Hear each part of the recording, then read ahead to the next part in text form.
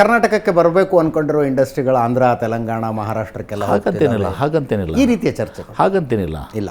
ನಾವು ಇನ್ನು ಕರ್ನಾಟಕಕ್ಕೆ ನಾವು ಈ ಗ್ಲೋಬಲ್ ಇನ್ವೆಸ್ಟರ್ಸ್ ಮೀಟ್ನಲ್ಲಿ ಸುಮಾರು 10 ಲಕ್ಷ ಕೋಟಿಗಿಂತ ಜಾಸ್ತಿ ಇದನ್ನು ನಾವು ಸೈನ್ ಮಾಡಿದ್ದೀವಿ.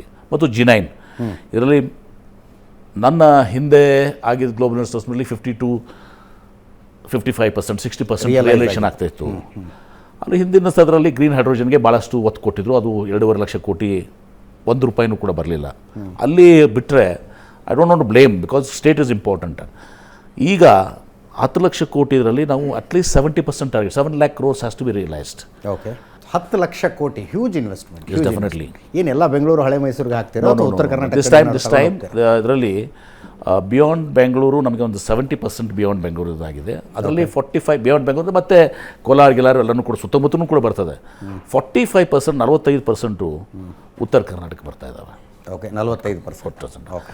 ಆಮೇಲೆ ನಾವು ಇಲ್ಲಿವರೆಗೆ ಏನಾಗಿದೆ, ಮ್ಯಾನುಫ್ಯಾಕ್ಚರಿಂಗ್ನಲ್ಲಿ ನಾವು ಇನ್ನೂ ಭಾಳಷ್ಟು ಸಾಧನೆ ಮಾಡಬೇಕಾಗಿದೆ. ಈಗ ನಾನು 2 ದಿವಸ ಮ್ಯಾನುಫ್ಯಾಕ್ಚರಿಂಗ್ ಒಂದು ಸೆಷನನ್ನು ಮಾಡ್ತಾಯಿದ್ದೀನಿ.